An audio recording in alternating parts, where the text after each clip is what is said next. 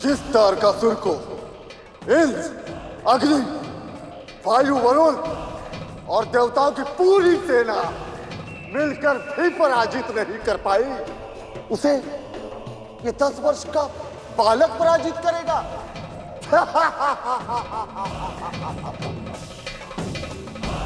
शिव और पार्वती से मिलने से पहले ही मैं उसे कीट की तरह मसल कर रख दूंगा।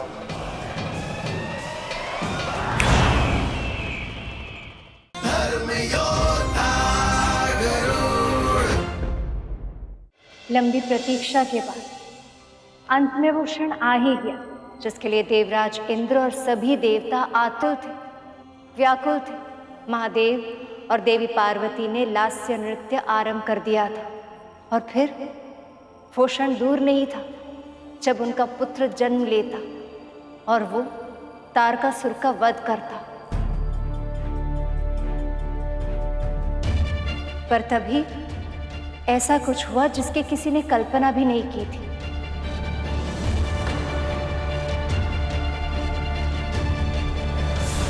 माँ पार्वती स्वयं ही शक्ति स्वरूपा है, इसलिए मैं तो ये सोच रहा हूँ देवराज कि जब माँ पार्वती का अंश जन्म लेगा तब वो कितना शक्तिशाली होगा। और महादेव शिव भी वो हैं जिनमें सब लय होते हैं। उनका होने वाला अंश इतना शक्तिशाली होगा कि वो न केवल तारकासुर का अंत करेगा बल्कि अन्य सभी असुरों का सर्वनाश करेगा। इस योग्य होगा वो। सृष्टि के सभी प्राणी दीर्घ काल से तारकासुर के अत्याचारों से त्रस्त हैं। जब महादेव और मां का पुत्र जन्म लेकर उसका वध करेगा तो निस्संदेह उच्चतम स्थान प्राप्त करेगा। सभी के लिए वंदनीय हो जाएगा वो। मां और महादेव दोनों की शक्ति होगी उसमें। सृष्टि के सर्वोत्तम योद्धा से भी 2 गुना शक्तिशाली होगा वो। तब तो उसके ऊपर किसी का अंकुश ही नहीं रहेगा। उसके मन में जो आएगा वही करेगा वो, और किसी में उसे रोकने का सामर्थ्य नहीं होगा। इतनी अधिक शक्ति तो किसी का भी मस्तिष्क फेर कर उसे निरंकुश बना सकती है। और यदि उसने हमारा ही विरोध करना आरंभ कर दिया तो हम उससे युद्ध कैसे कर पाएंगे, उसे पराजय कैसे कर पाएंगे? और तारकासुर के पराजय के बाद जो स्वर्गलोक हमें मिलने वाला है वो मिलने से पहले फिर से छिन जाए? नहीं, ऐसा नहीं होगा। ऐसा नहीं होने दे सकता मैं।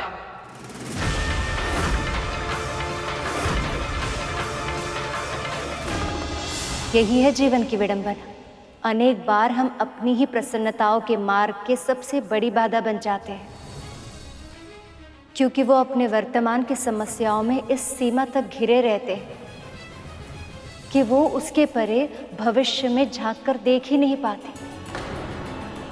देवराज इंद्र इतना सुरक्षित महसूस कर रहे थे और वो सीधा महादेव के पास जा पहुंचे और उन्होंने उनसे विनती की जिसका पूरा होना असंभव था।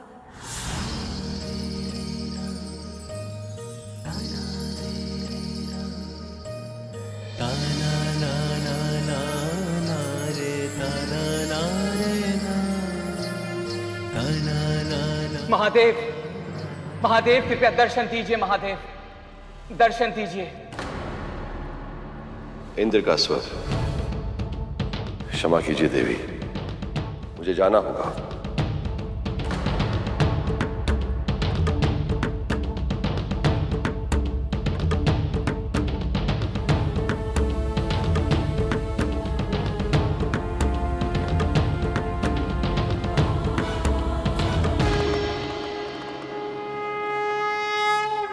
देवगण, आप यहां? आप सब चिंतित क्यों हैं? प्रभु, आप तो अच्छी तरह जानते ही हैं कि मां पार्वती और आपके विवाह के लिए हम सभी देवताओं ने कितनी लंबी प्रतीक्षा की। आपके पुत्र के जन्म के लिए कामना की है, प्रार्थना की है, क्योंकि इस पूरी सृष्टि में केवल वही है जो तारकासुर का वध कर पाने में सक्षम होगा। केवल वही है जो इस संसार को राक्षसी अत्याचारों से मुक्त कर पाएगा। प्रभु,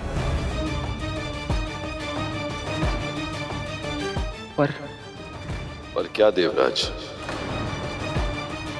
ये संकोच का ही है। पर महादेव, जो पुत्र आपके और आदि शक्ति स्वरूपा मां पार्वती के मिलन से जन्म लेगा, उसकी शक्ति का तो अनुमान ही नहीं लगाया जा सकता।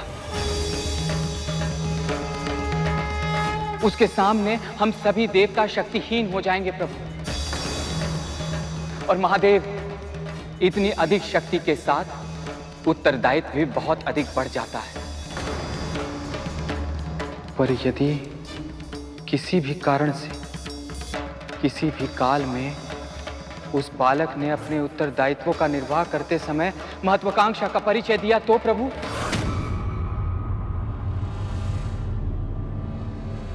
प्रभु, इतनी असीमित शक्ति यदि उसके स्थान पे किसी व्यक्ति में हुई तो वो स्वर्ग पे अपना आधिपत्य स्थापित करने के लिए एक क्षण का भी विलंब नहीं करेगा।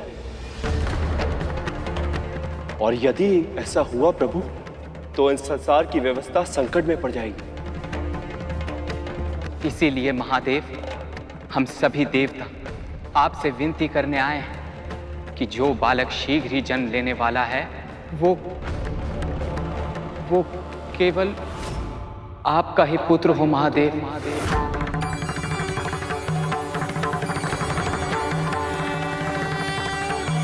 केवल आपसे ही उसकी उत्पत्ति हो।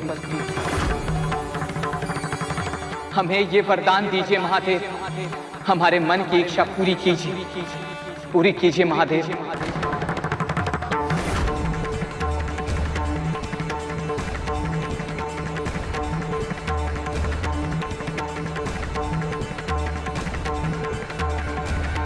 तथास्तु।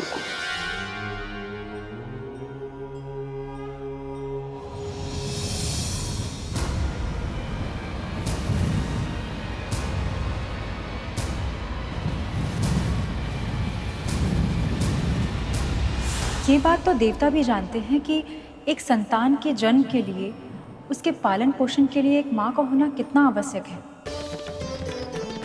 तो फिर इंद्रदेव ऐसी विनती कैसे कर पाए बहन जी? और महादेव, उन्होंने उनकी विनती स्वीकार ही क्यों की? तारकासुर के कारण।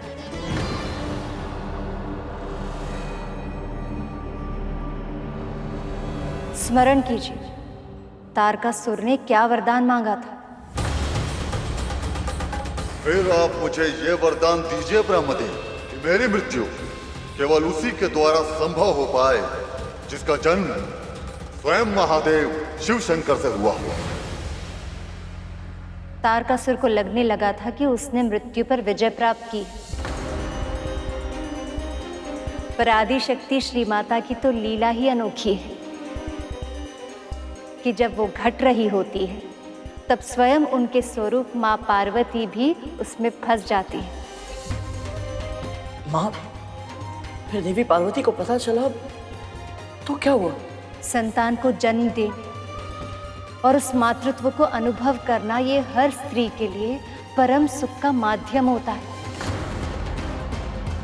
और फिर वो तो स्वयं आदि शक्ति श्री माता का स्वरूप है, जिन्होंने सब कुछ रचा है। यदि उनसे उनके पुत्र को रचने से रोक लिया गया तो उसका प्रभाव तो पड़ना ही था।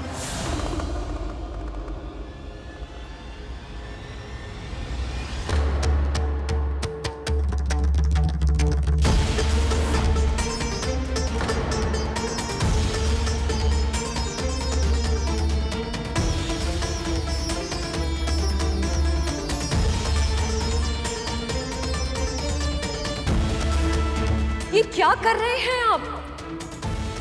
पुत्र की उत्पत्ति केवल महादेव से कैसे हो सकती है? संगम और समागम की जिस क्रिया के लिए स्त्री और पुरुष दोनों की आवश्यकता होती है, उसे केवल महादेव से संपन्न कराने के प्रयास कैसे कर सकते हैं आप सब? और आपने ये क्या किया महादेव? देवताओं ने अपनी मनोकामना व्यक्त की और आपने बिना सोचे समझे उन्हें इतना बड़ा वरदान दे दिया। आपने मुझे किस धर्म संकट में डाल दिया महादेव? यदि मैं आपके वरदान को अस्वीकार करती हूँ तो अपने पति के दिए हुए वचन का मान न रखने के पाप की भागी बनूंगी। और यदि इन देवताओं की अनुचित मांग को पूरा किया तो स्वयं संतान के सुख से वंचित रह जाऊंगी। हमारा पुत्र तो हमारे प्रेम का फल होता महादेव, हमारे जीवन का वरदान, हमारे वाटिका का फूल। उसे कब और कैसे जन्म लेना है उसमें व्यवधान डालने वाले ये सब होते कौन है? कैसे कैसे कर सकते हैं आप ये अनुचित और अन्यायपूर्ण मांग?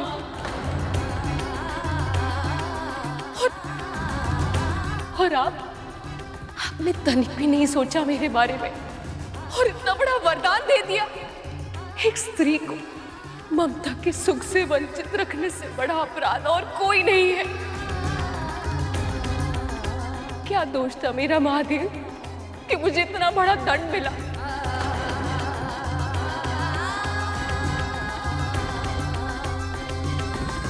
दोष नहीं देवी,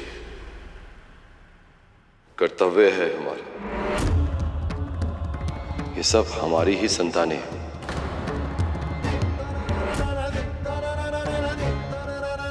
उनकी रक्षा और हित का विचार करना हमारा ही दायित्व है।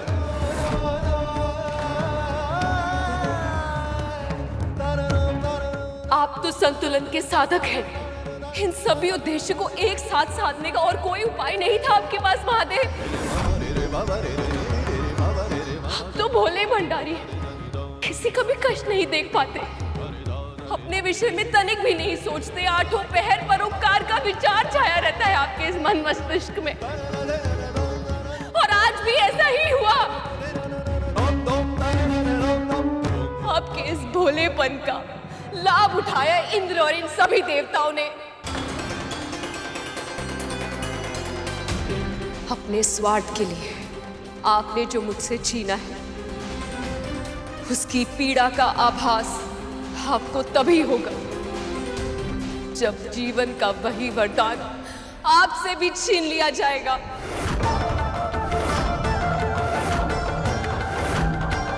वैसी ही पीड़ा आपके हृदय को कराहेगी। तब आप समझेंगे मेरे इस क्रोध का कारण। जैसे मैं आप अपनी कोख से किसी संतान को जन्म नहीं दे सकती, वैसे ही आप भी कभी माता पिता नहीं बन पाएंगे।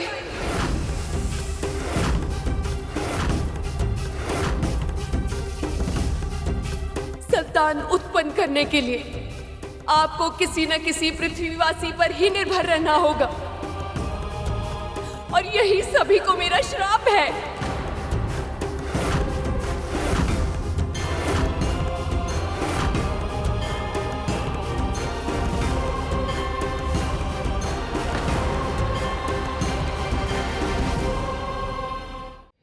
माँ ने इतना बड़ा श्राप दे दिया देवताओं को।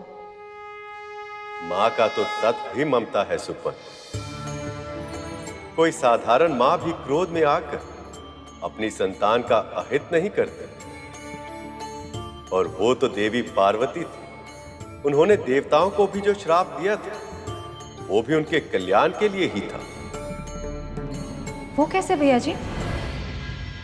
हर प्राणी को स्वर्ग में प्रवेश उसके पुण्य के अनुपात में ही मिलता है। जब तक पुण्य तब तक ही स्वर्ग का भोग किया जा सकता है, किंतु पुण्य फल के समाप्त होते ही स्वर्ग को छोड़कर फिर से धरती पर लौटना पड़ता। किसी योनि में प्रवेश लेकर फिर से पुण्य फल अर्जित करना पड़ता। यही संसार का नियम है, यही विधि का विधान है बहन जी। पर यदि देवी देवता अपनी संतानें उत्पन्न करने में सक्षम हो तो उनकी संतानों को बिना कोई कर्म किए, बिना कोई पुण्य फल अर्जित किए स्वर्ग में रहने का अधिकार मिल जाता है, और इससे संसार का संतुलन बिगड़ जाता है। इसका अर्थ तो ये हुआ कि उस श्राप में भी संसार के लिए वरदान छिपा था माँ भगवती की कृपा से।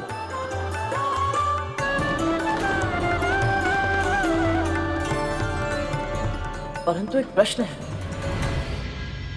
माँ के बिना कार्तिकेय जी का जन्म हुआ कैसे? जब से महादेव ने देवराज इंद्र को वरदान दिया था, तब से देवी पार्वती बहुत दुखी अनुभव कर रही थी।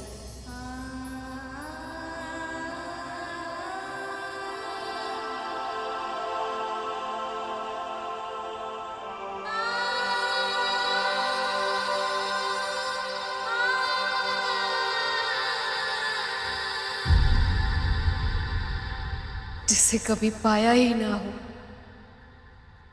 उसे खोने का दुख मैं कैसे मनाऊं महादेव? दुख मनाने की आवश्यकता नहीं है पार्वती। भले ही उसकी उत्पत्ति मुझसे हो, फिर भी पुत्र तो वो आपका ही होगा ना।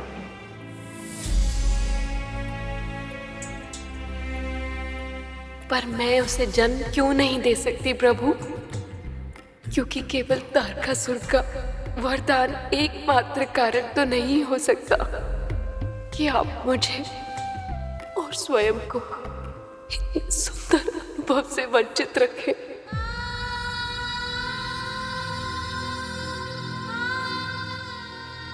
आपसे कुछ छिप नहीं सकता पार्वती। तारकासुर इसका कारण नहीं है। एक ऋषि को दिए हुए वचन को पालन करने की बाध्यता है। ऐसा वचन महादेव?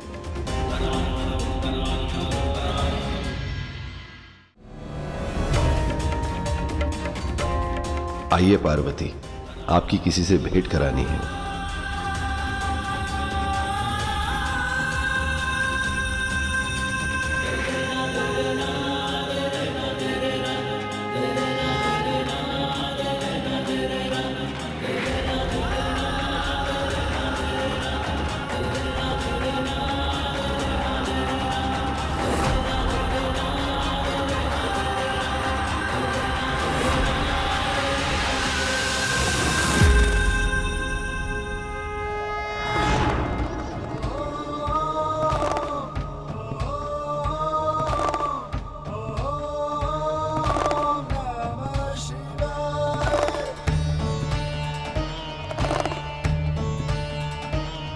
आइए, मेरे परम भक्त ऋषि संकादिक से भेंट करेंगे। मैं आपका संकेत समझती हूँ महेश्वर, और ये भी समझती हूँ कि अपने भक्त के प्रति आपका अथाह प्रेम ही आपको उनकी ओर खींचे लिए जा रहा है। चलिए।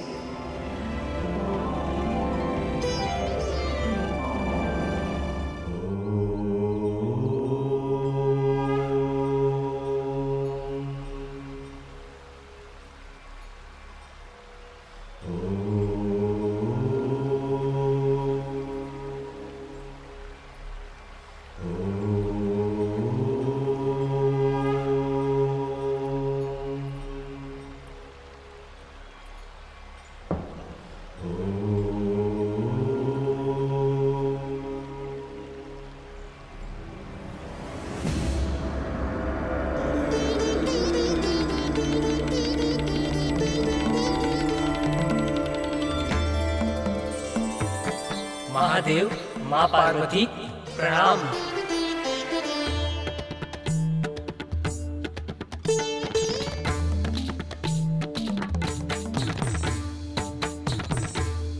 क्या हुआ सनत?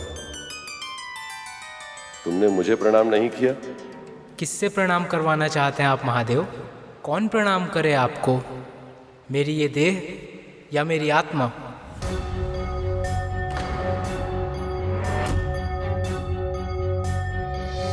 क्योंकि यदि आप चाहते हैं कि मेरी देह आपको प्रणाम करे तो ये तो नश्वर है, और यदि आप चाहते हैं कि मेरी आत्मा आपको प्रणाम करे तो वो तो उसी का अंश है जो आप हैं।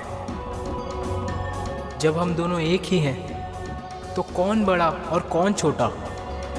ऐसे में मैं आपको कैसे प्रणाम कर सकता हूँ महादेव?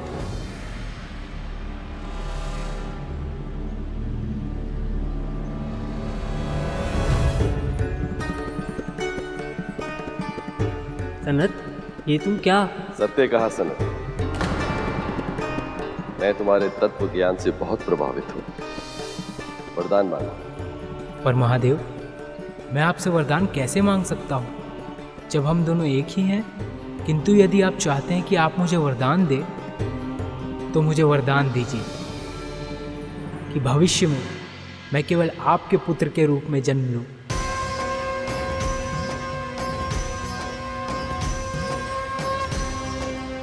तथास्तु, तथास्तु, तथास्तु।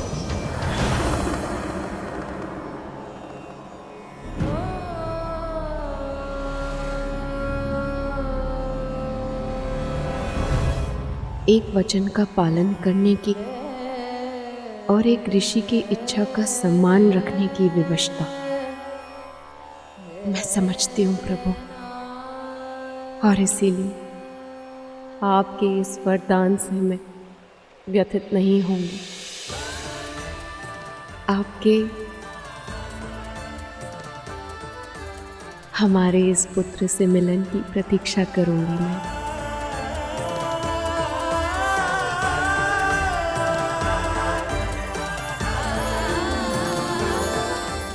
देवी पार्वती तो प्रतीक्षा करने के लिए तैयार थी, किंतु देवराज इंद्र और अन्य सभी देवता स्वर्ग और अपनी शक्ति वापस पाने के लिए आतुर थे। उनके अनुरोध करने पर महादेव फिर से तपस्या में लीन हो गए।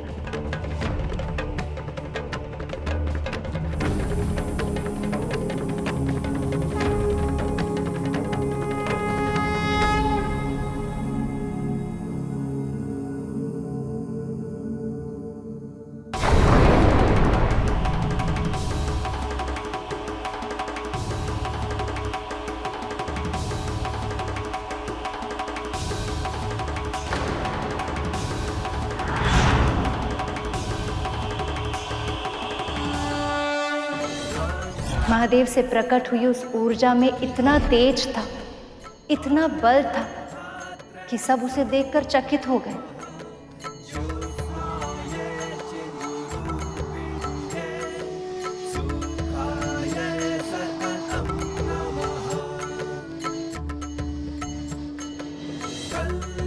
सबसे पहले उन्होंने पृथ्वी से उस ऊर्जा को ग्रहण करने का आग्रह किया।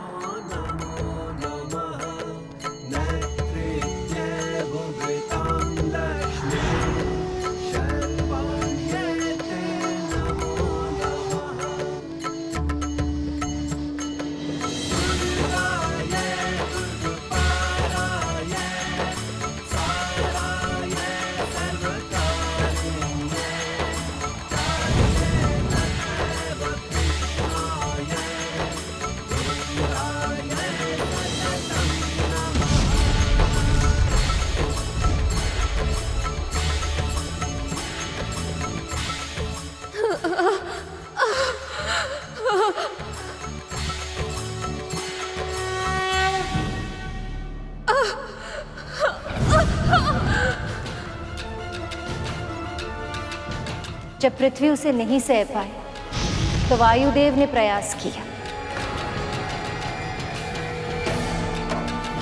मेरा इस ऊर्जा को सहन कर पाना संभव है अग्निदेव।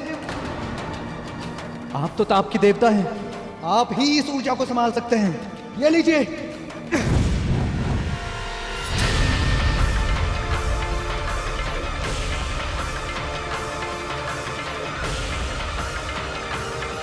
ये मेरे सामर्थ्य से भी अधिक ऊर्जावान है।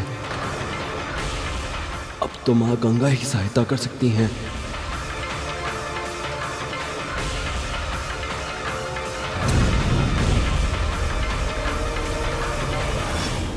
पृथ्वी, वायु, अग्नि जब तीनों तत्व असफल हो गए तब उन्होंने उस ऊर्जा को जल अर्थात देवी गंगा को सौंपना चाहा।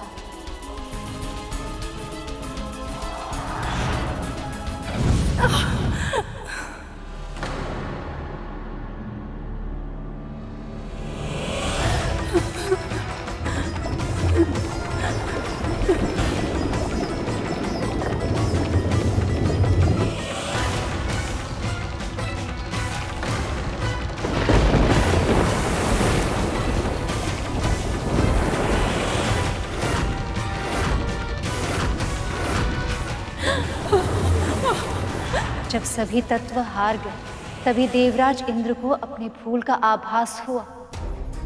उन्हें ज्ञात हुआ कि महादेव से उत्पन्न हुई उस ऊर्जा को और कोई नहीं, केवल शक्ति अर्थात देवी पार्वती ही अपने अंदर धारण कर सकती है। देवराज इंद्र कातर भाव से देवी पार्वती की ओर देखने लगे, जो दूर से इस सारे घटनाक्रम को देख रही थी।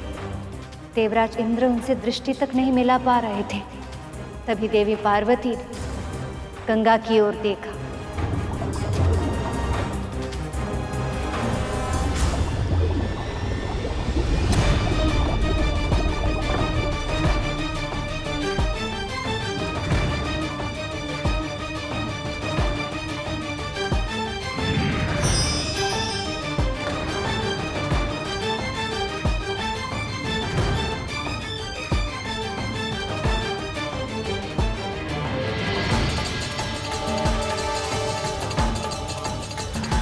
जिस सरकंडा घास पर वो ऊर्जा गिरी थी, वो भी देवी पार्वती का ही एक सूक्ष्म रूप था। उस ऊर्जा के गिरते ही वहां 6 कृतिकाएं भी पहुंच गई।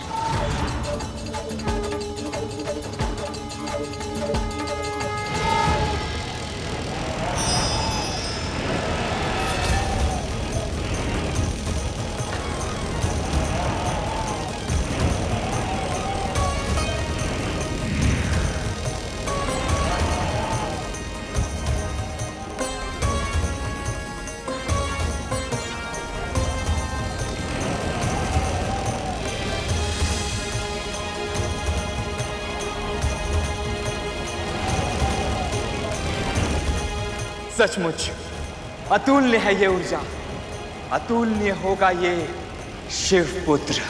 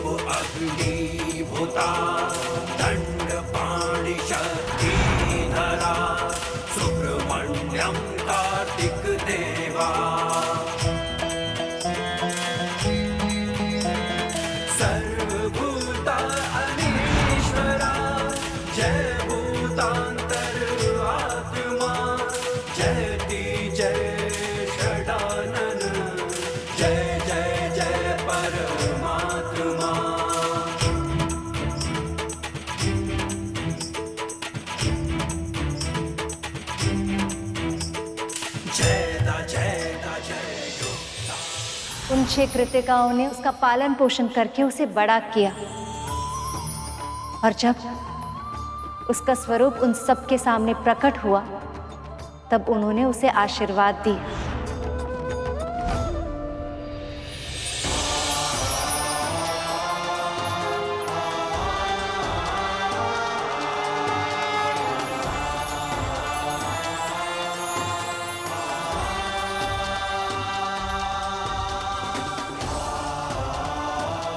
हम कृतिकाओं का दुग्ध पान करके तुम बड़े हुए हो, इसलिए तुम्हारा एक नाम कार्तिकेय भी होगा पुत्र।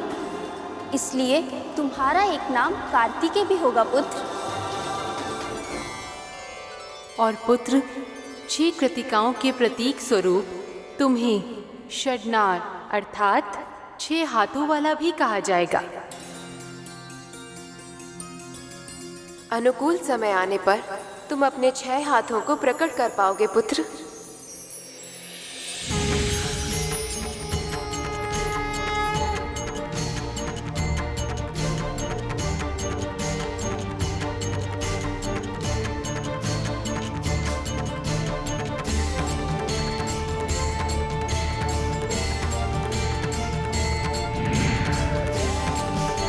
आप सब मेरी माँ हैं, आदेश दीजिए। मैं आपके लिए क्या सेवा करूं?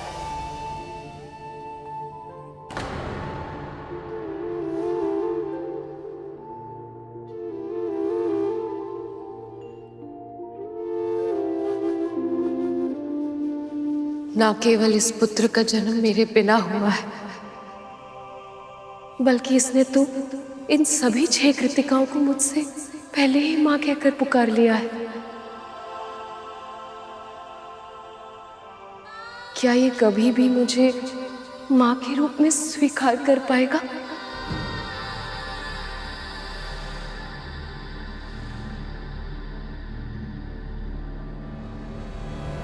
तुमने हमें माँ पुकारकर सृष्टि का सबसे अद्भुत संबोधन देकर धन्य कर दिया पुत्र। अब तुम कैलाश जाओ। वहाँ तुम्हारी माँ देवी पार्वती और पिता महादेव शिव शंकर तुम्हारी वहाँ प्रतीक्षा कर रहे हैं।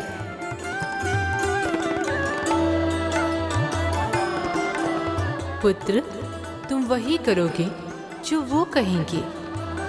उनके आदेशों का पालन करना ही तुम्हारा धर्म है।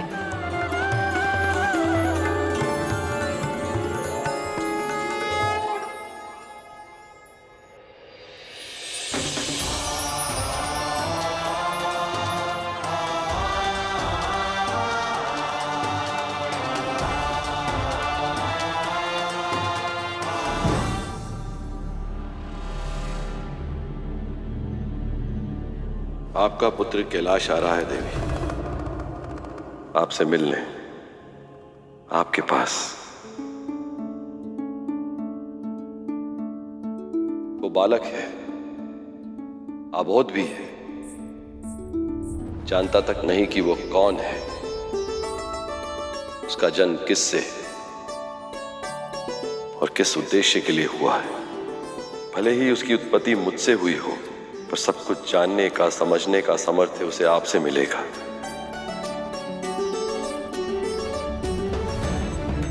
मां ही पहली गुरु होती हैं देवी। मां ही बालक का मार्गदर्शन करती है, सीख, संस्कार और क्षमता प्रदान करती है। मां ही भविष्य का आधार रखती है और यह अधिकार केवल आपका है। इसे आपसे कोई नहीं छीन सकता, मैं भी नहीं।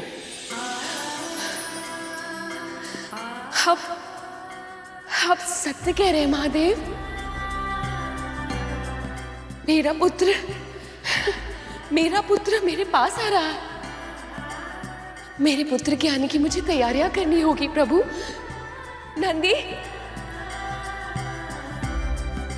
नंदी, श्रृंगी, मेरा पुत्र आ रहा है।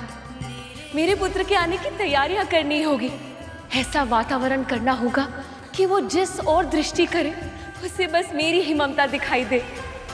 जाओ, उसके स्वागत की तैयारी करो, जाओ।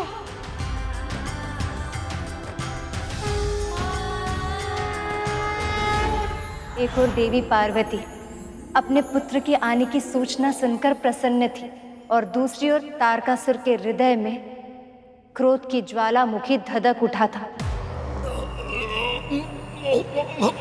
यह सत्य कैसे हो सकता है? स्त्री के योगदान के बिना संतान की उत्पत्ति कैसे संभव है? बोल। क्षमा असुरराज, मैं आपका तुच्छ सेवक हूँ। मैं नहीं जानता ये कैसे हुआ। बस इतना जानता हूँ कि शिव स्वयं हैं। माता पिता के बिना ही वो कुछ भी कर सकते हैं। और तो और मैंने ये भी सुना है कि पार्वती कोई साधारण स्त्री नहीं है, आदि शक्ति का स्वरूप है। संसार में ऐसा कुछ भी नहीं है जो वो नहीं कर सकती। विरोधी की प्रशंसा कर रहा है दुर्बुद्धि।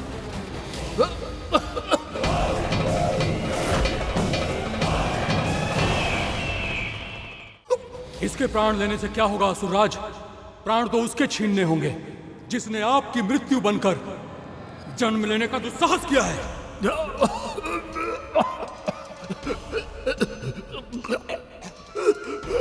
परंतु हम उसकी हत्या कैसे कर सकते हैं? उसमें शिव का अंश है। नहीं असुरराज, नहीं। यदि आपकी आज्ञा हो तो मैं अपना सुझाव दूंगा। इस परिस्थिति में यही उत्तम होगा कि स्वर्ग लोग देवताओं को लौटा दें। हमें समय मिल जाए और भविष्य में हमें एक और वरदान।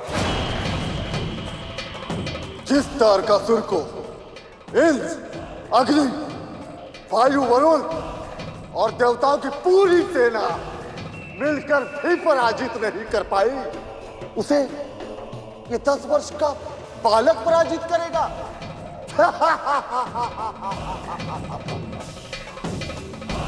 शिव और पार्वती से मिलने से पहले ही मैं उसे कीट की तरह मसल कर रख दूंगा।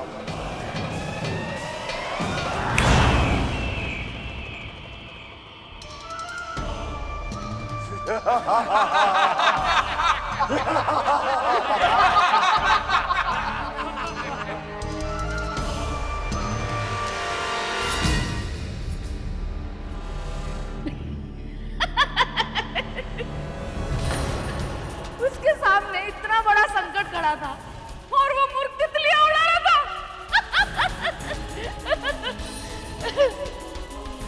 वो साधारण तितलियां नहीं थी, वो 5 मायावी असुर थे जिन्हें वरदान मिला था। यदि वो किसी को घेर ले तो वो एक ऐसा क्षेत्र बन जाएगा जिसके भीतर फंस जाने से कोई वहां से बाहर नहीं निकल सकता। वो क्षेत्र संकुचित होते जाता है, जिसके कारण उसके भीतर फंसा हुआ व्यक्ति घुट-घुट कर अपने प्राण त्यागने के लिए विवश हो जाता है। फिर क्या हुआ माँ?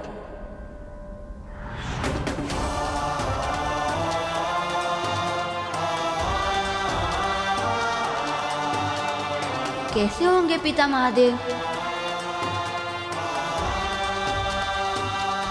और माँ पार्वती, कैसा होगा कैलाश? अवश्य ही संसार का सबसे सुंदर स्थान होगा वो।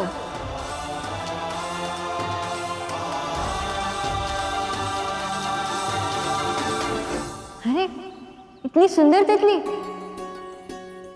अरे इधर आओ मेरे पास, तुम्हें कोई हानि नहीं पहुंचाऊंगा मैं। अरे आओ ना।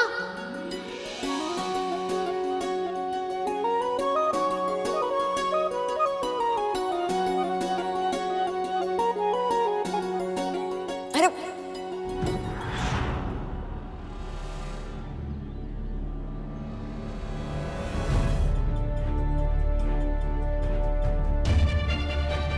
अभी तो एक ही थी, इतनी शीघ्र अपनी सखियों को भी बुला लाए।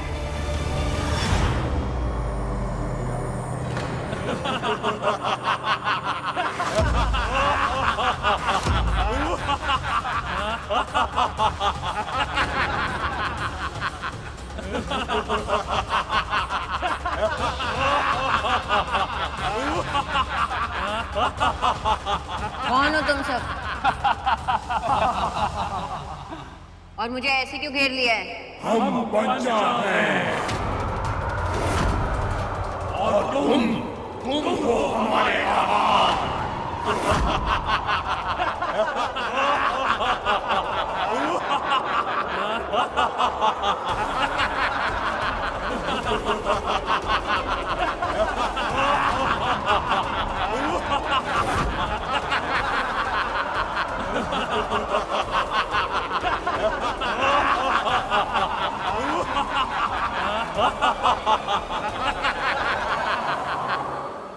माँ,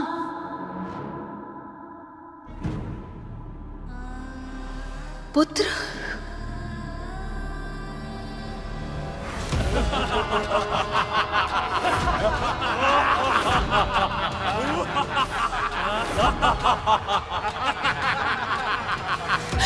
पुत्र, मैं अभी आई पुत्र, इसी क्षण तेरे पास पहुंच जाऊंगी और उन सभी असुरों को नष्ट कर दूंगी। अभी आई पुत्र। रुक जाइए देवी।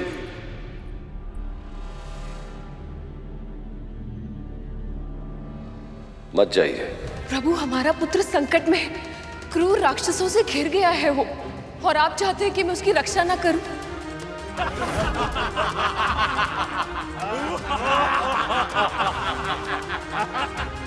इस आपदा के समय उसे कुछ हो गया तो? कार्तिकेय को देवताओं का सेनापति बनना है देवी, यही उसकी नियति है। सभी उसकी आयु को देखकर संशय में, सबके लिए विश्वास करना कठिन हो रहा है कि इतना छोटा सा बालक इतने महत्वपूर्ण पद को कैसे निभाएगा, कैसे उसके योग्य बनेगा।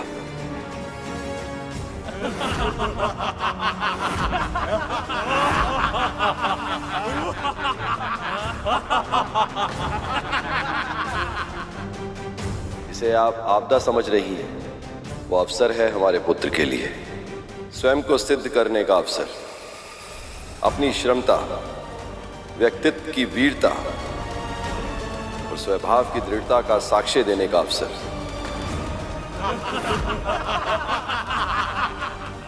हे श्री माता, इस बालक को शक्ति दीजिए। अब शीघ्र ही इस बालक का अंत करके महाराज तारकासुर की अमरता पुनः सुनिश्चित कर देंगे हम। देवताओं का सम्मान और अपना आत्मविश्वास पाने का अवसर, और ये सब उसे तभी मिलेगा जब वो उसे स्वयं अर्जित करेगा, किसी की सहायता से नहीं, स्वयं आत्मबल से।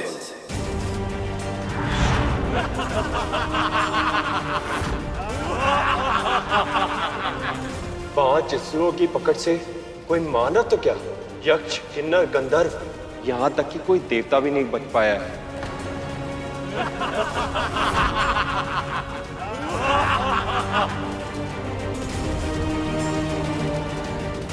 महादेव ने कितनी सरलता से कह दिया कि हमारे पुत्र को अपनी योग्यता सिद्ध करने की आवश्यकता है, किंतु ये छोटा सा बालक इन शक्तिशाली मायावी असुरों से कैसे लड़ेगा?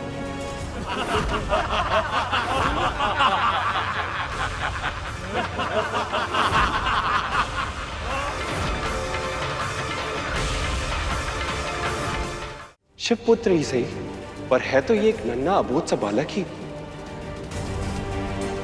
अकेले इन पांचों का सामना कैसे कर पाएगा ये देवराज? मैं समझ नहीं पा रही महादेव, ये परीक्षा मेरी है या मेरे पुत्र की? मैं उसे जन्म भी नहीं दे पाई, उसे दुग्धपान भी नहीं करा पाई, और अब इस आपदा के क्षण में मैं उसकी सहायता भी नहीं कर सकती। स्वामी, यदि एक बिल्ली की संतान भी किसी संकट में फंस जाती है तो वो सींगनी की तरह उसकी रक्षा करने के लिए दौड़ जाती है। स्वामी, ये असुर दुष्ट है, क्रूर है, मायावी है। हम अपने पुत्र की रक्षा कैसे कर पाएंगे? यदि हमारे पुत्र को कुछ हो गया तो? कैसे होगा? आप केवल अपने पुत्र के तन से दूर हैं, अपने मन के भीतर झांक के देखिए। आपका मन अपने पुत्र से जुड़ा है और वही उसका शस्त्र बनेगा, वही उसे भय से विमुक्त करके विजयी बनाएगा।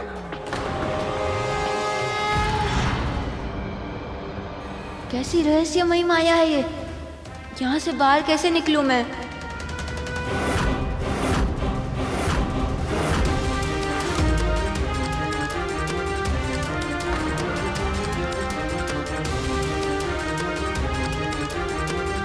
मायावी असुरों ने कार्तिकेय को कंदरा बन के घेर लिया है।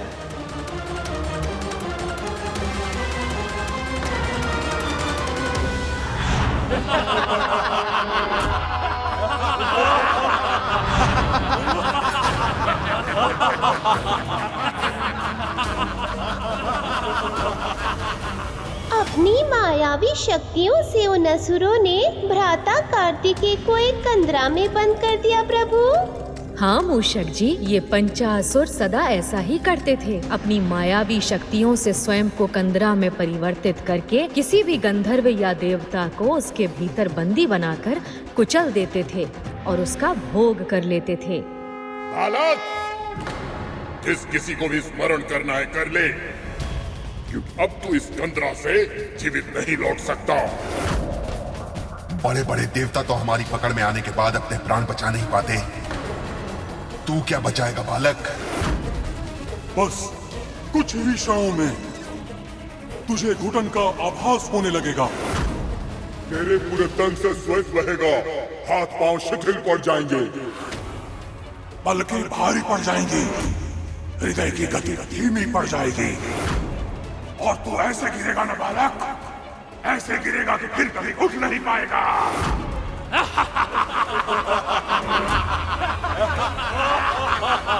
इन शक्तिशाली मायावी असुरों की माया से अपना बचाव कैसे करेगा पुत्र कार्तिकेय?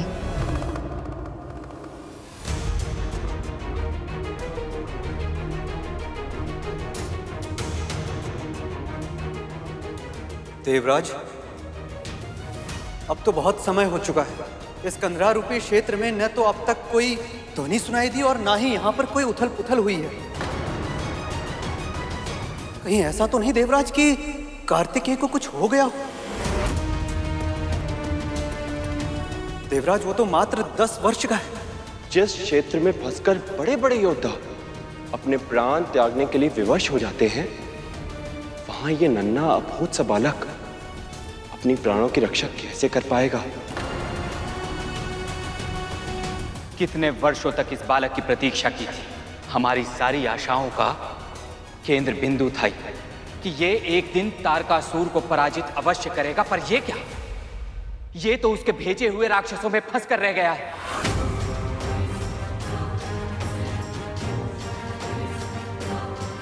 महादेव, महादेव, अब क्या होगा महादेव?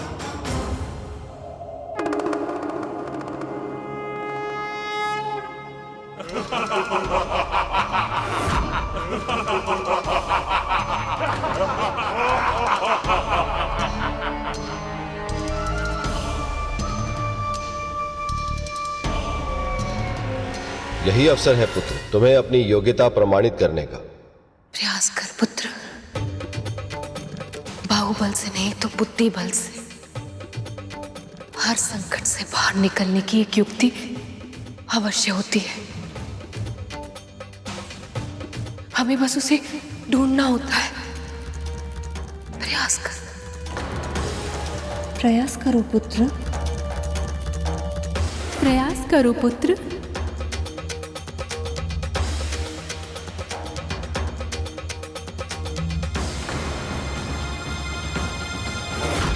अब इन पांचों को पाठ पढ़ाता हूँ।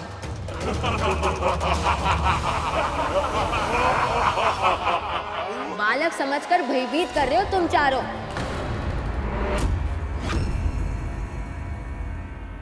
मूर्ख, बालक ही तो है तू, इसमें इतना समझने की आवश्यकता ही क्या है? अरे, तूने गणना तो सही की ही नहीं और चला आया असुरराज तारकासुर के योद्धाओं का सामना करने। ध्यान से देख बालक, ये 4 नहीं 5 हैं, 5। पर मुझे तो तुम 4 ही दिखाई दे रहे हो। अच्छा, अवश्य ही तुम में से कोई पतला दुबला अस्थियों का ढांचा होगा, तभी मुझे देखने में कठिनाई हो रही है। उद्दंड बालक, तू किसे अस्थियों का ढांचा बोल रहा है? अब दिखे हम 5।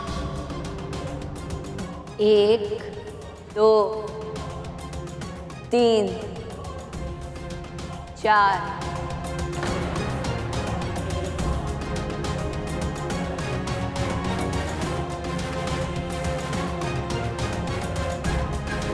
और 5वां मैं।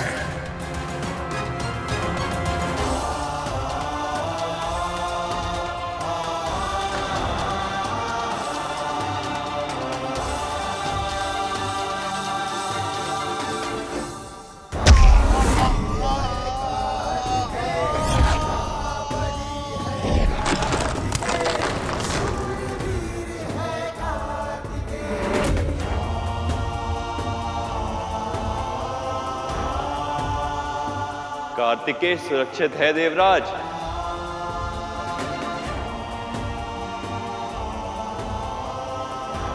अब आपको विश्वास हुआ देवी कि आपका पुत्र कितना सक्षम है और सामर्थ्यवान भी। अब तो आप ठीक है पार्वती? अभी भी संकट टली नहीं है प्रभु। देखिए, अभी भी 4 असुरों से घिरा हुआ है हमारा पुत्र।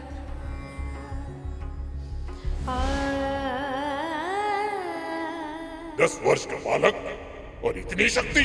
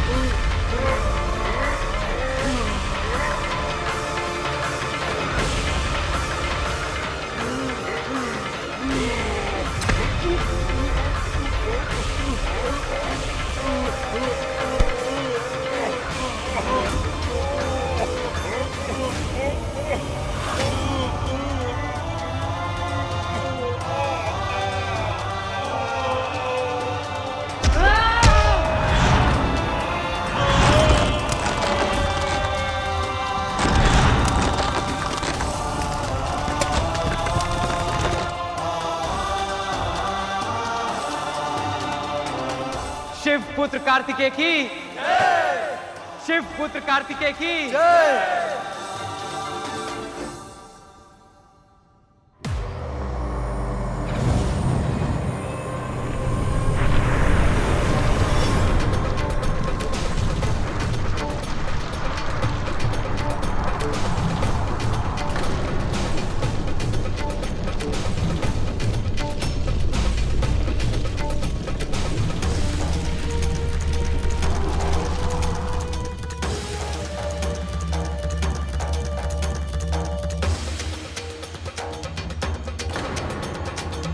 देवराज, ये क्या? ये असुर तो महाविशाल पर्वत में बदल गया है। इसके सामने कार्तिकेय इतना नन्हा सा लग रहा है। इसका सामना कैसे कर पाएगा ये?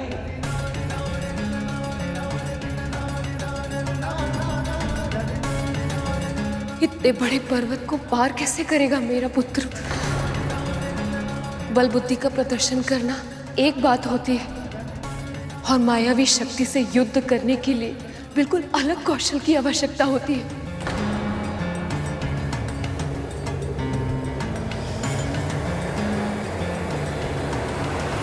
कोई भी पर्वत इतना बड़ा नहीं हो सकता कि एक पुत्र को उसके माता पिता से मिलने से रोक पाए। यदि तुमने मेरा मार्ग अपने आप नहीं छोड़ा तो मैं तुम्हें हटा दूंगा असुर, तो मैं तुम्हें हटा दूंगा असुर, तो मैं तुम्हें हटा दूंगा असुर।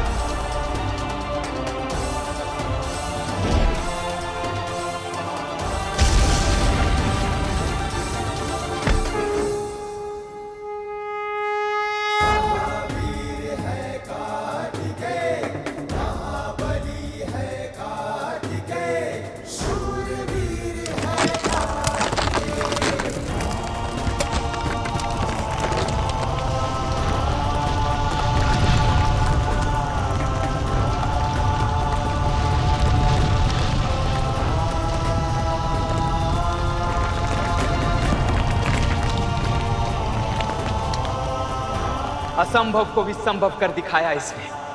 केवल शिव पुत्र ही कर सकता था ऐसा। शिव पुत्र कार्तिकेय की जय।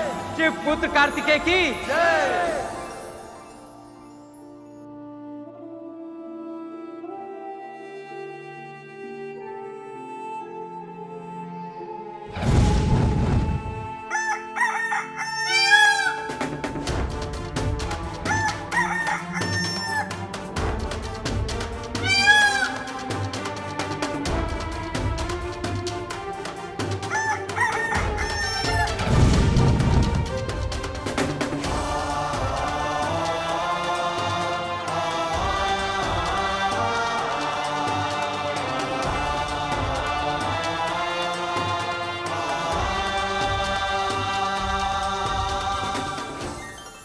पिछले जन्म में बुरे कर्मों के कारण हम दोनों असुर बन के जन्मे थे, परंतु अब हम अपना पूरा जीवन आपकी सेवा में समर्पित करना चाहते हैं प्रभु।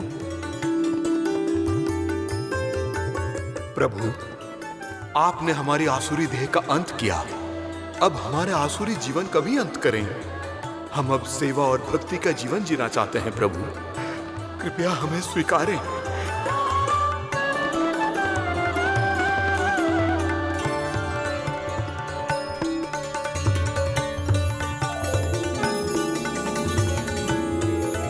मोर, अब से तुम मेरे वाहन के रूप में जाने जाओगे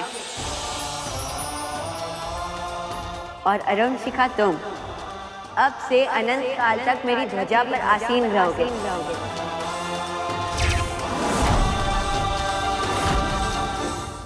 अच्छा, तो इस प्रकार मोर प्रभु कार्तिकेय के वाहन बने। हाँ मूषक जी, जैसे आप मेरे वाहन बने। जानते हैं, भ्राता कार्तिकेय ने अरुण शिखा को एक और दायित्व दिया कि वो सूर्यदेव के उदित होने के पूर्व बांग लगाकर सभी को जगाए और अपना नित्य कर्म करने के लिए प्रेरित करे।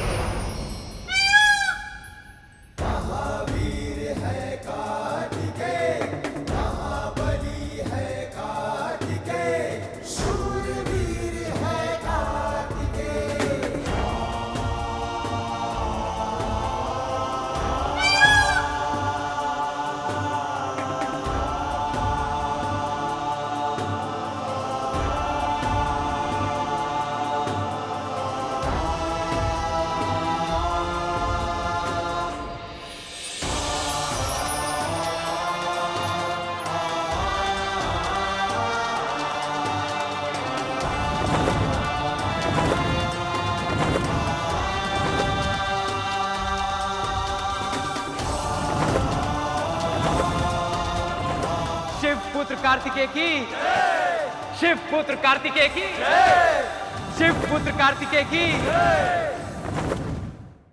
बस इसी कारण कार्तिकेय को नया नाम मिला, मुरुगन।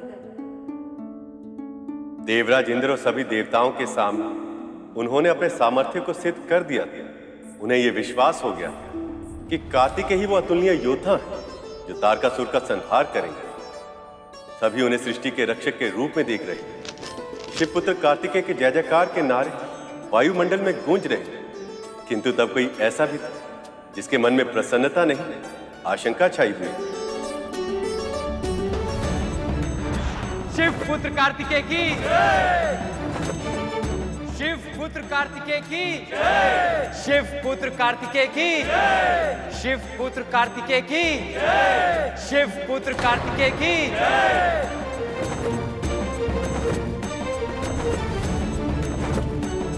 सब शिव पुत्र का ही उल्लेख कर रहे हैं, इसमें मेरा कोई अंश आधार है ही नहीं। शिवपुत्र कार्तिकेय की, शिवपुत्र कार्तिकेय की, शिवपुत्र कार्तिकेय की, शिवपुत्र कार्तिकेय की।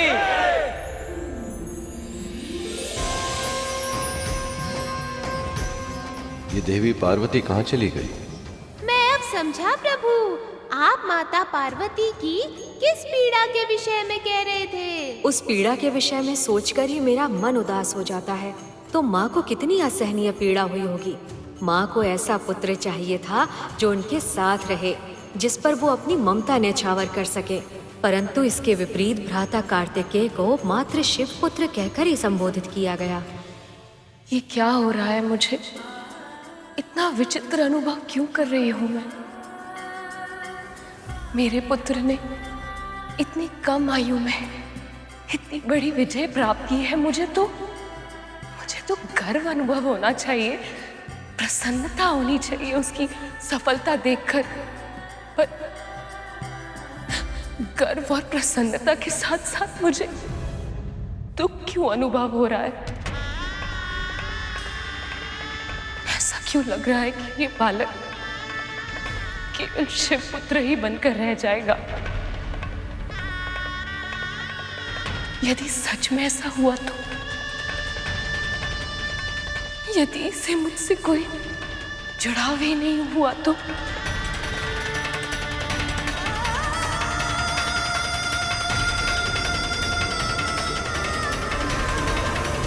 साधारण परिस्थितियों में तो संतान का सबसे पहला संबंध उसकी माँ से होता है। यदि उसने मुझे अपनी माँ के रूप में अस्वीकार कर दिया तो?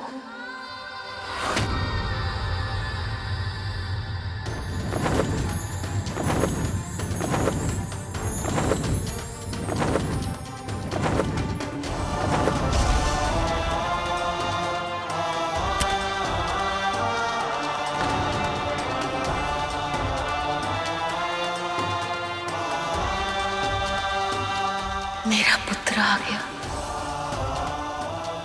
शिव पुत्र कार्तिकेय की, शिव पुत्र कार्तिकेय की, शिव पुत्र कार्तिकेय की, शिव पुत्र कार्तिकेय की, शिव पुत्र कार्तिकेय की, शिव पुत्र कार्तिकेय की, शिव पुत्र कार्तिकेय की, शिव पुत्र कार्तिकेय की,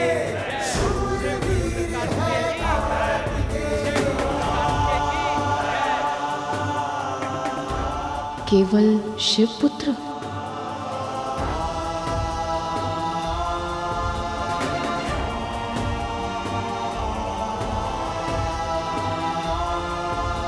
प्रणाम पिताजी।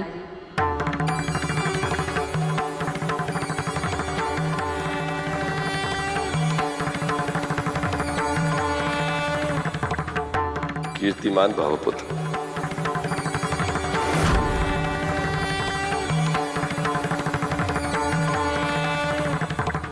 लगता है इसे केवल अपने पिता का बोध है, इसे अपनी माता की अनुपस्थिति का आभास ही नहीं। क्षमा कीजिए पिताजी, पर मैं माँ के दर्शन करना चाहता हूँ।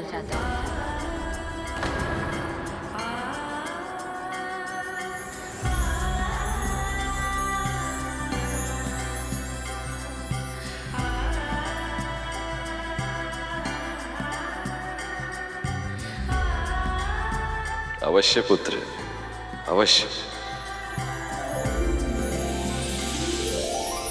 शिव पुत्र कार्तिकेय की, शिव पुत्र कार्तिकेय की, शिव पुत्र कार्तिकेय की, शिव पुत्र कार्तिकेय की, शिव पुत्र कार्तिकेय की, शिव पुत्र कार्तिकेय की।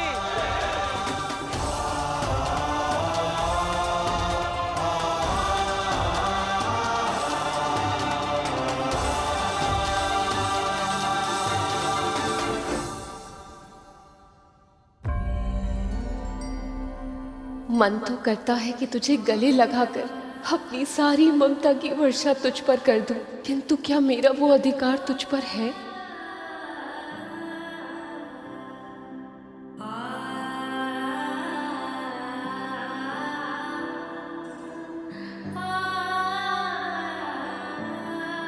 माँ,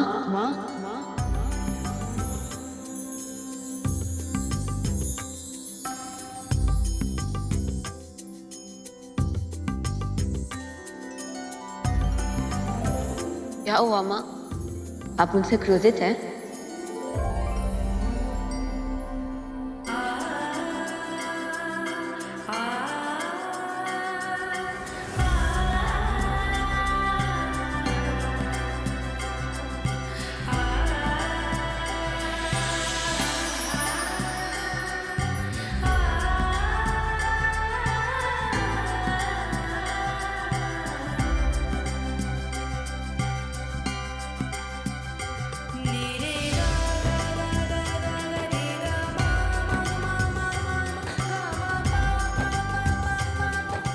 आप बिल्कुल वैसी ही दिखती है जैसी मैंने कल्पना की थी।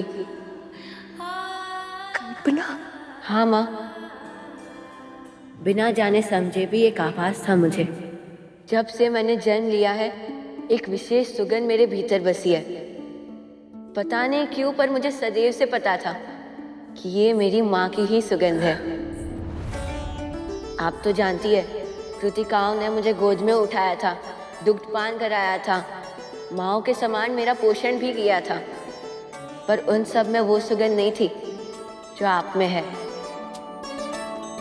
आपको हृदय से लगाकर ऐसा लगा जैसे इस हृदय में मेरे लिए जो स्नेह है उसकी कल्पना संसार की और किसी भी वस्तु से नहीं की जा सकती। आपका आंचल ही मेरा घर है माँ। पुत्र, ऐसे तो मैं सारे जगत की जननी हूँ, पर आज तूने मुझे सच में माँ बना दिया पुत्र, सच में।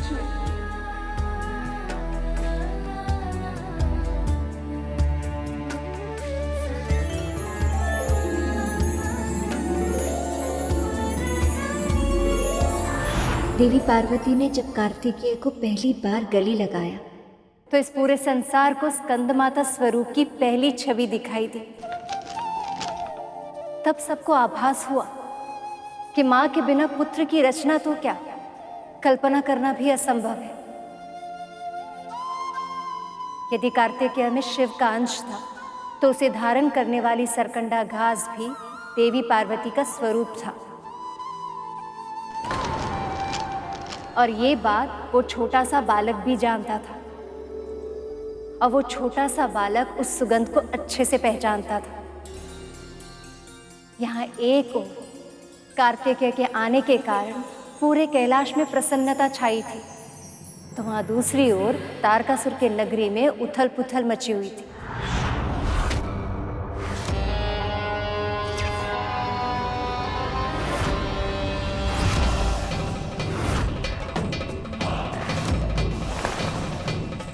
विदुर मारी, ताराक्ष, भयभीत होने की आवश्यकता नहीं है, वीर पुरुषों की तरह लड़ो।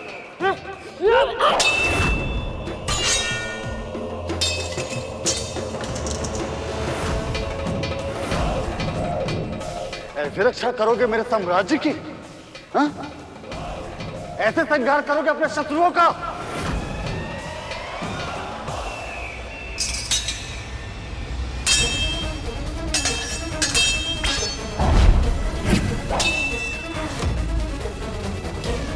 स्वामी,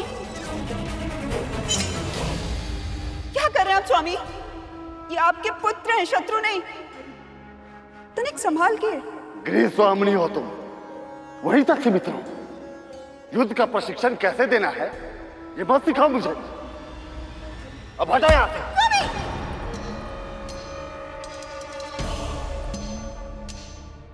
माँ, आप करछी और चूल्हे के भाव समझने तक ही सीमित रहिए। ये तलवारों की भाषा हम पुरुषों पर ही छोड़ दीजिए। अति का लाड प्रेम करके हमें कायर बनाने का प्रयास मत करो माँ। यहाँ से जाओ।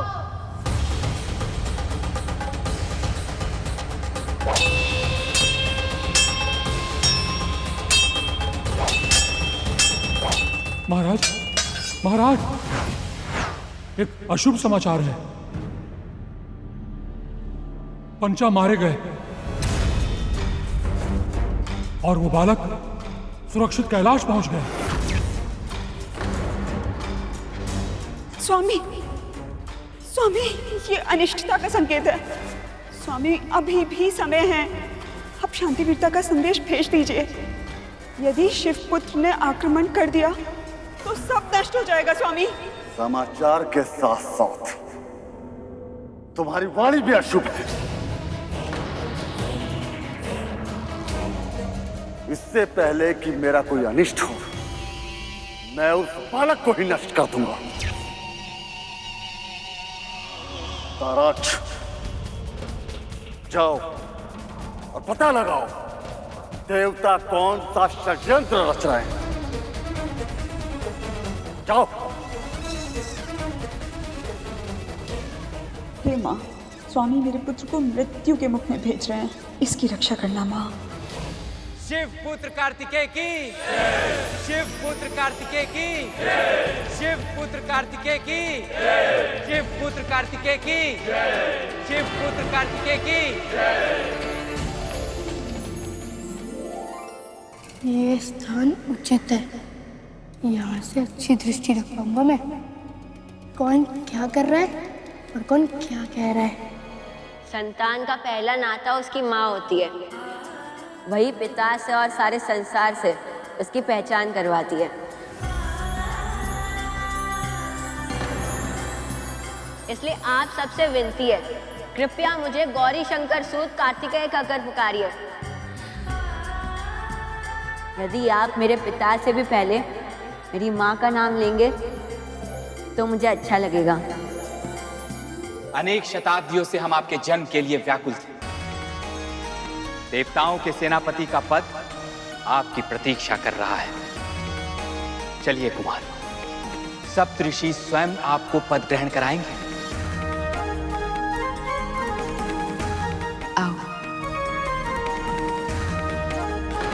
गौरी शंकर सूत कार्तिकेय की, गौरी शंकर सूत कार्तिकेय की। मुझे शीघ्र ही पिताजी को ये सूचित करना होगा कि सभी देवता इस शिव पुत्र की प्रशंसा तो कर रहे हैं, किंतु ये इस योग्य लग तो नहीं रहा। गौरी शंकर सूत कार्तिकेय की, गौरी शंकर सूत कार्तिकेय की, गौरी शंकर सूत कार्तिकेय की।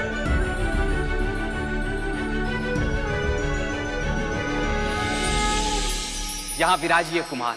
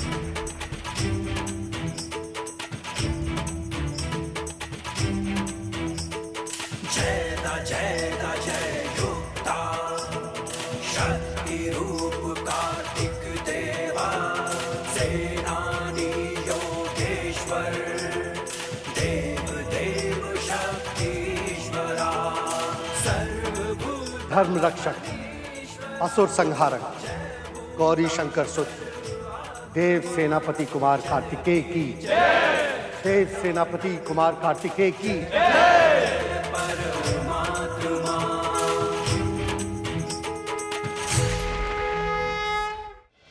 मैं आप सभी देवताओं से आग्रह करता हूं कि आप अपने सेनापति को अपने अपने अस्त्र भेंट कीजिए।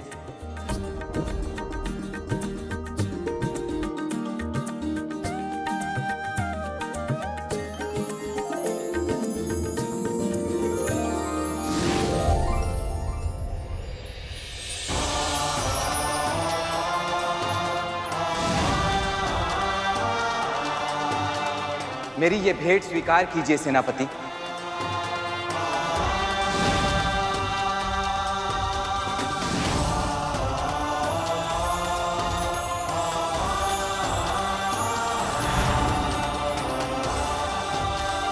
अब आप जब भी स्मरण करेंगे तो मेरा ये विशेष अस्त्र आपकी सेवा में समर्पित हो जाएगा।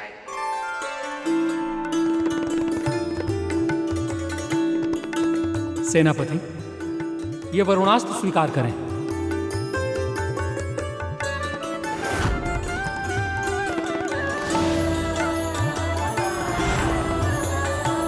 सेनापति जी, मेरा ये अग्नि अस्त्र स्वीकार कीजिए।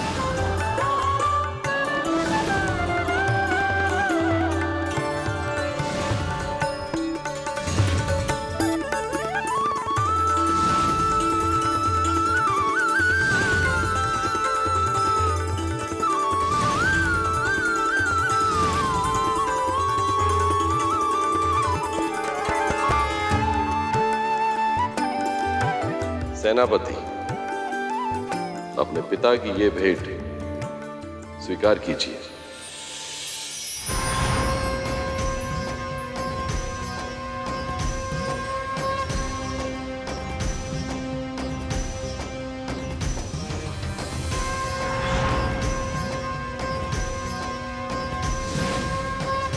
मेरे शक्ति के प्रतीक के रूप में ये शूल सदैव तुम्हारे साथ रहेगा पुत्र।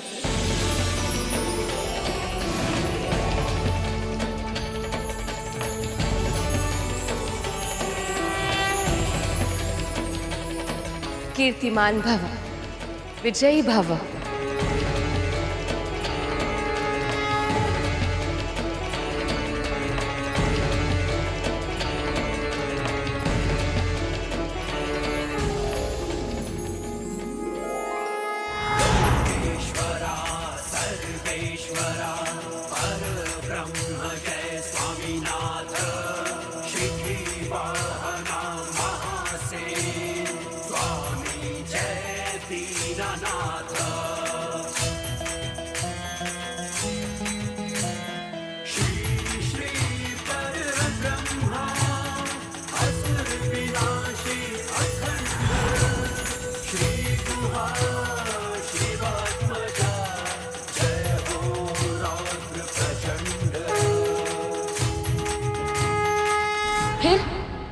क्या हुआ? क्या सूचना मिलने के बाद तारकासुर ने देवताओं पे आक्रमण किया?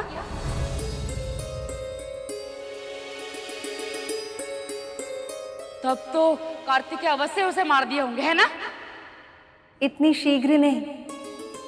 देवता तो युद्ध करने के लिए आतुर थे, पर देवी पार्वती ने उन सबको रोक लिया। अब हमें आपका साथ प्राप्त हो गया है, तो हमारा विश्वास और भी बढ़ गया है। अब तारकासुर का अंत अवश्य होगा। अब हमें और समय व्यर्थ नहीं करना चाहिए सेनापति।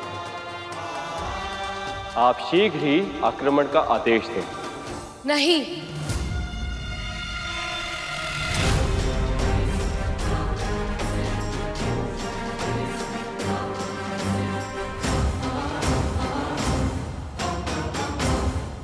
अब हमें और समय व्यर्थ नहीं करना चाहिए सेनापति। आप शीघ्र ही आक्रमण का आदेश दें। नहीं,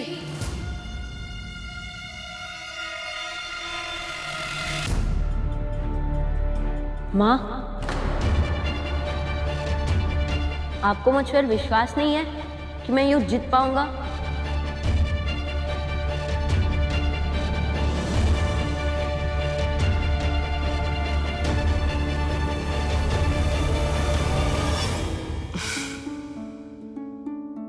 तुम में क्षमता है पुत्र, पर युद्ध में विजय प्राप्त करने के लिए केवल क्षमता पर्याप्त नहीं है। ज्ञान के साथ साथ अपनी प्रतिभा का प्रयोग करने की योग्यता भी आवश्यक होती है। जब तक तेरी शिक्षा समाप्त नहीं होती, तुम्हें मृत्यु के मुख में जाने की अनुमति नहीं दूंगी।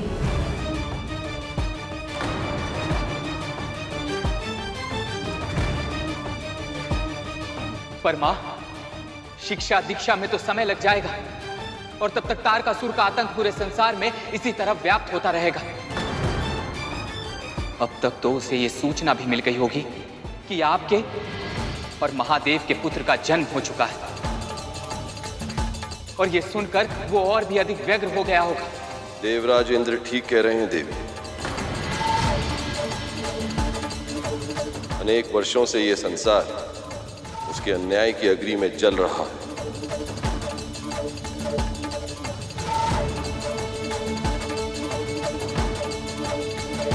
अब और समय व्यर्थ करना उचित नहीं है। 11 दिन, केवल 11 दिन दे दीजिए मुझे अपने पुत्र के साथ। उसके बाद आप आइएगा और अपना सेनापति ले जाइएगा। परंतु स्मरण रहे, 11 दिनों तक हम दोनों के बीच कोई नहीं आएगा।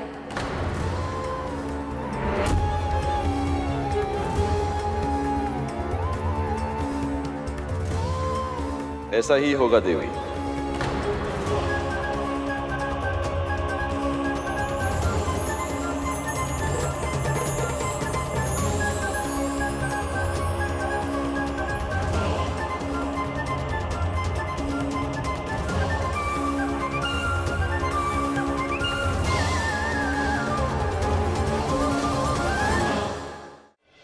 देवी पार्वती ने प्रथम गुरु बनकर कार्तिकेय का प्रशिक्षण आरंभ कर दिया।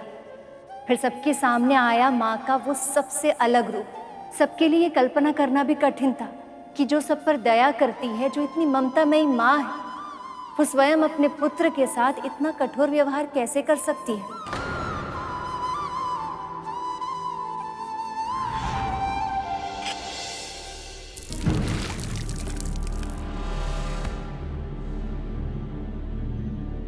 समय हो गया।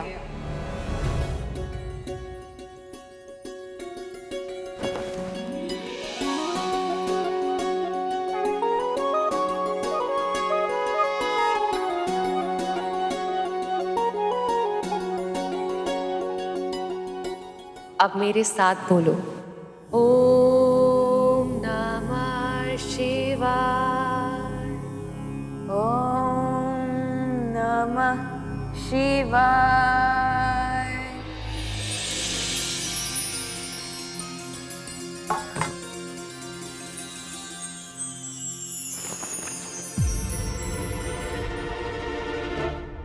खाओ।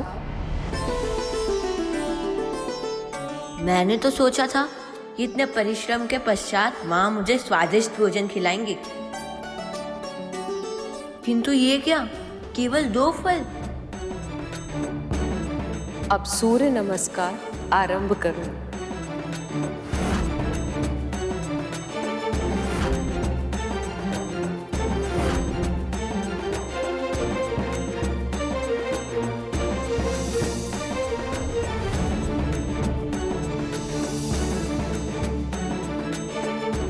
हाथ सीधा होना चाहिए, दृष्टि सतर्क, पांव दृढ़ता के साथ जमीन पर खड़े होने चाहिए, पर तीव्र गति से संचालन के लिए सदैव तैयार।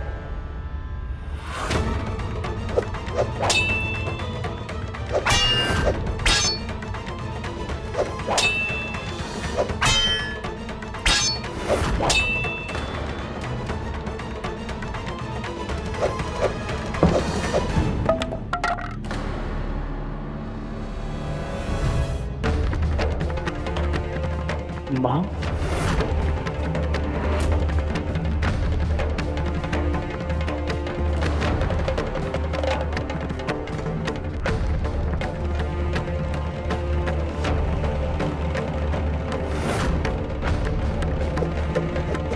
नजर सामने कार्तिकेय।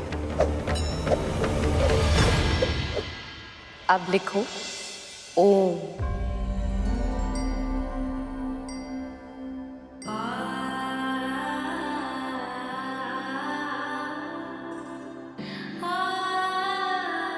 वेदों का पठन पाठन का माध्यम होता है श्रुति और वाचन, अर्थात सुनना और उच्चारण करना। सबसे पहले यहीं से आरंभ करेंगे।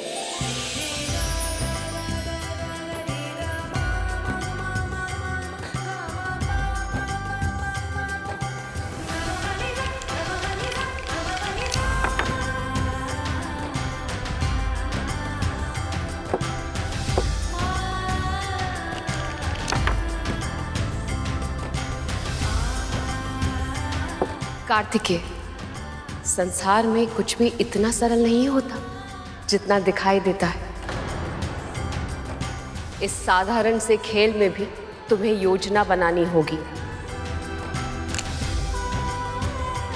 अपने प्रतिद्वंदी को मानसिक चक्रव्यूह में उलझाना होगा। उसे लगना चाहिए कि तुम्हारी अगली चाल ये है, परंतु उसके अनुमान के बिल्कुल विपरीत पहले से और भी अधिक प्रभावी वार करना होगा।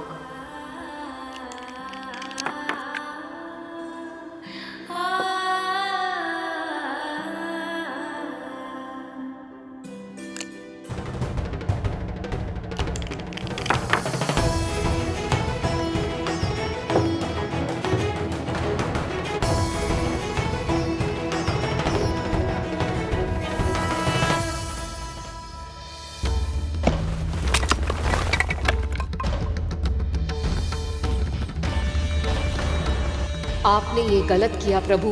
कार्तिकेय अभी केवल एक पत्थर है। इसे परिश्रम और ज्ञान की अग्नि में तप कर रत्न बनाना होगा हमें। इस तरह इसकी सहायता करके नहीं। आप सही कह रही हैं प्रिय, मुझे क्षमा कीजिए, मैं पुत्र मोह में ये भूल कर बैठा।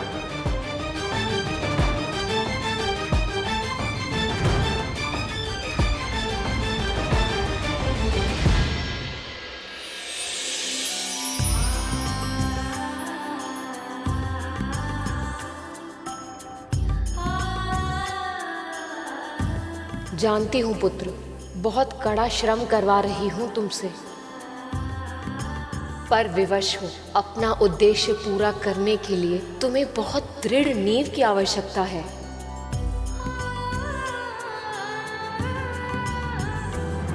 कुमार का प्रशिक्षण तो दिन पर दिन और भी अधिक कठिन होता जा रहा है। इसका परिणाम भी दिखाई देने लगा है देवराज।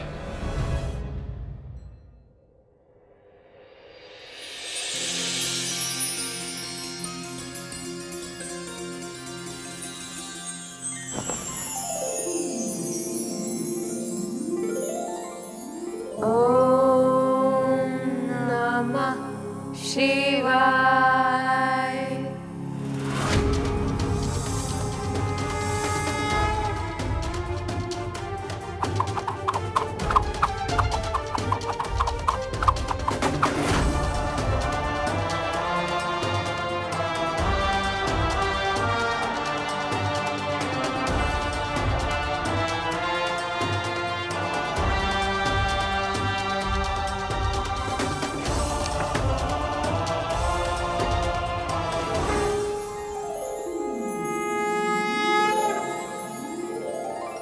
अब तुम्हारी शिक्षा का दूसरा चरण प्रारंभ होगा पुत्र।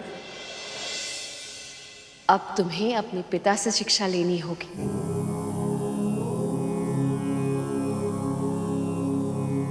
तुम्हारी मां से तुम्हें व्यवहारिक और संसारिक ज्ञान प्राप्त हुआ है पुत्र। अब मैं तुम्हें आत्मिक ज्ञान से अवगत कराऊंगा।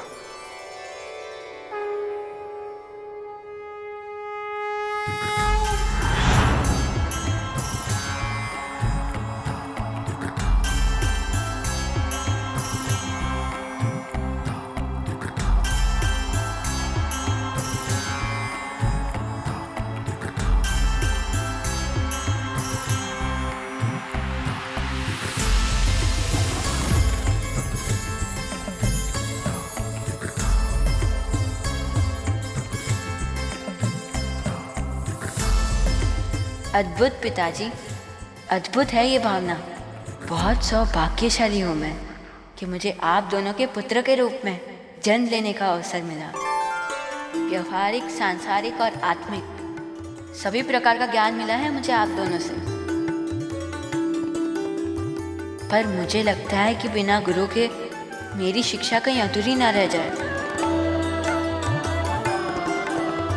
देवी, हमारे पुत्र के लिए ऋषि अगस्त्य ही सर्वोचित गुरु होंगे।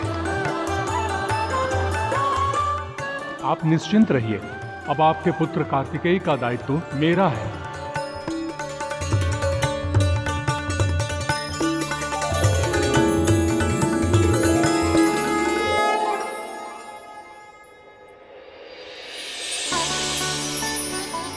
कलारी पयाट्ट, मल्लखंभ और अन्य युद्ध कलाओं में प्रवीणता आवश्यक है, किंतु इन शारीरिक तकनीकों के साथ साथ तुम्हें युद्ध नीति भी सीखना आवश्यक है। जी गुरुदेव।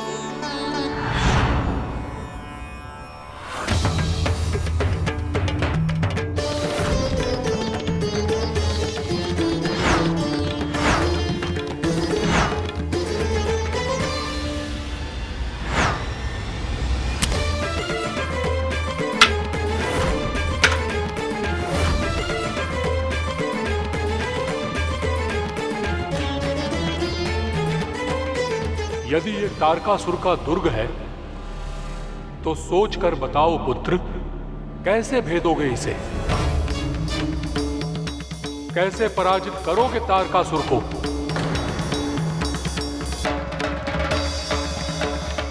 शत्रु के पराजय का रहस्य उसके व्यवहार में छुपा होता है गुरुदेव।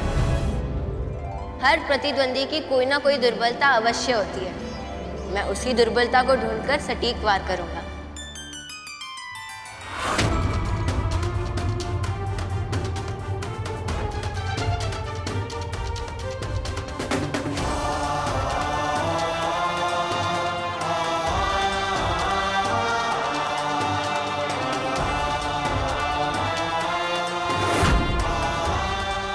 ये एकमात्र मार्ग है दुर्ग के भीतर से बाहर शस्त्र पहुंचाने का।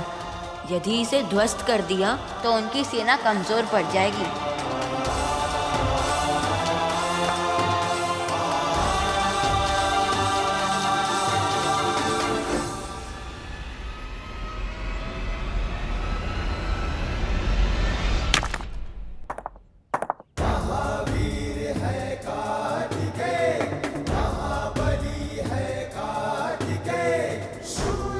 अब तुम्हारी शिक्षा पूर्ण हुई पुत्र।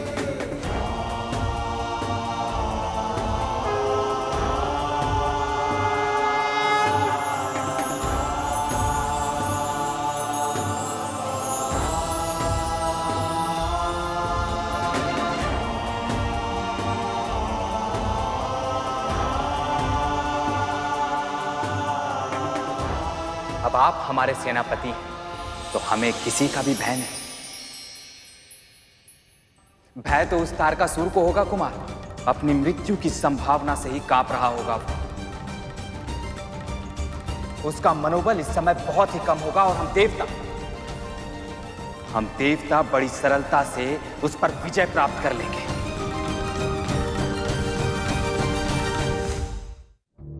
देवताओं में नई ऊर्जा का संचार हो गया होगा। और हम उनसे युद्ध करने में, उन पर आघात करने में अपना समय व्यर्थ नहीं करेंगे। सीधे उस बालक पर आक्रमण करेंगे हम। यदि उस बालक का वध हो गया तो फिर मुझे मारने वाला कोई नहीं बचेगा। और वैसे भी उस बालक के पास युद्ध का कोई अनुभव नहीं है। आपके पास युद्ध का अनुभव नहीं है कुमार, इसलिए आप पीछे रहेंगे। आगे हम जाएंगे और उन असुरों को आप तक पहुंचने से रोकेंगे। वो निश्चित ही हमें रोकने में अपना सारा बल लगा देंगे, और हमें उन्हें रोकना नहीं है, अपने निकट और निकट आने देना है उन्हें, ताकि वो सब स्वयं मेरे माया जाल में फंस जाए। और एक बार सारे देवता अलग हो गए तो फिर वो बालक अकेला कुछ नहीं कर पाएगा।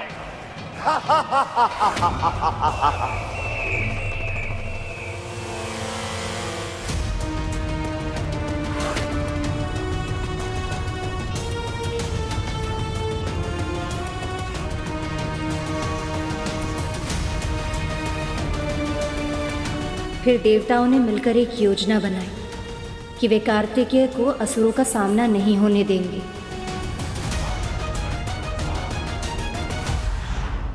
ये कितनी बड़ी विडंबना है ना माँ। वर्षों तक देवता कार्तिकेय जी के जन्म की प्रतीक्षा कर रहे थे ताकि तारकासुर को मारा जा सके, और अब वही उन्हें युद्ध करने से रोकना चाहते थे। यही तो माया की शक्ति है सुपन, जिसकी जननी स्वयं श्री माता ही। प्राणी कब माया जाल में फंस जाता है उसे पता ही नहीं चलता।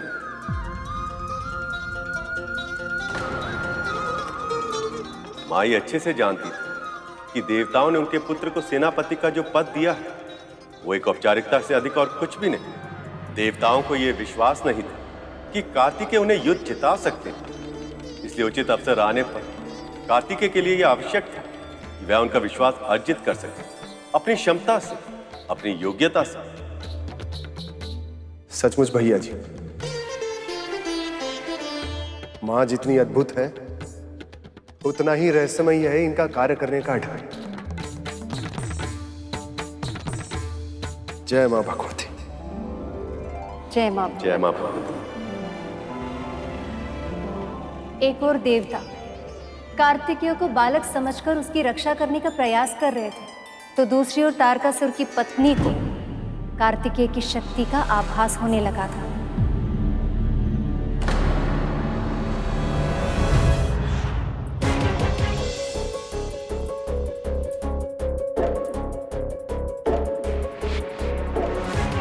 माँ, आज मेरे पति के साथ मेरे पुत्र भी इस युद्ध में भाग लेने जा रहे हैं। कृपया मेरे परिवार की रक्षा।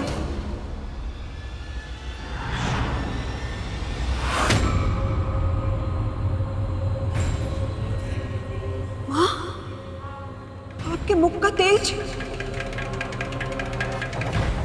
ये तो अशुभ संकेत है। इसका क्या अर्थ हो सकता है माँ? इतना समय क्यों लग रहा है तुम्हें?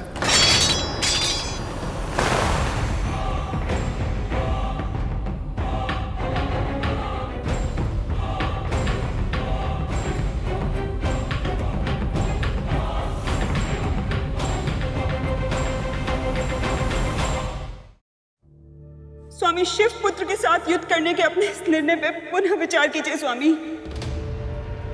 मां के मुख से तेज का अचानक चले जाना, पूजा से पहले शस्त्रों का भूमि पर गिर जाना, ये सब अशुभ का संकेत है स्वामी। अशुभ नहीं, मूर्खता है। तुम्हारा घबरा जाना, हड़बड़ा जाना तुम्हारे स्वभाव के अवगुण है और कुछ नहीं। आज बड़े बड़े ऋषि, महर्षि, देवताओं के स्थान पर आज मेरी पूजा करते हैं। ये सब मैंने अपनी वीरता से प्राप्त किया है। और तुम चाहती हो कि तुम्हारी हड़बड़ाहट को अशुभ का संकेत समझकर तिनके के समान उस बालक से भयभीत होकर ये सम्मान, ये राजपाट, ये ऐश्वर्य सब कुछ त्याग दूं? कभी नहीं। उस बालक से हार मानना तो दूर, उससे युद्ध करना भी मेरे लिए व्यर्थ।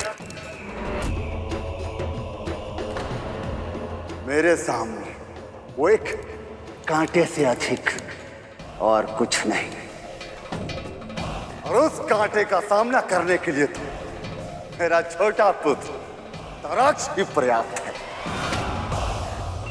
अवश्य पिताजी, उस कांटे को तो एक चुटकी में तोड़ के फेंक दूंगा मैं।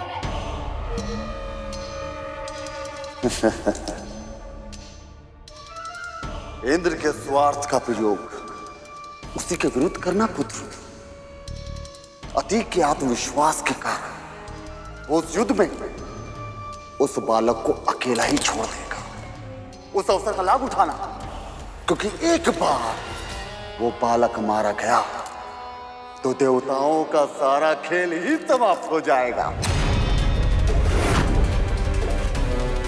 मैं समझ गया पिताजी, मैं वैसा ही करूंगा।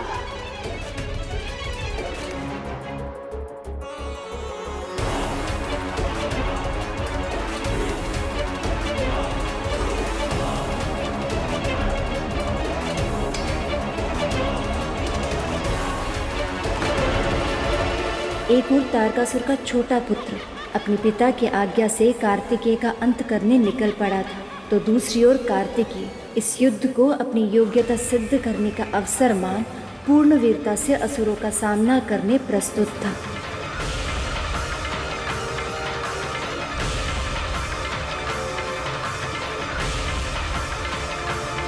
अब आजा तारकासुर, तेरा काल तेरे समक्ष खड़ा है। आजा इंद्र, तेरी मृत्यु तेरी प्रतीक्षा कर रही है। शिव पुत्र तो क्या, स्वयं शिव भी मेरा कुछ अहित नहीं कर सकते।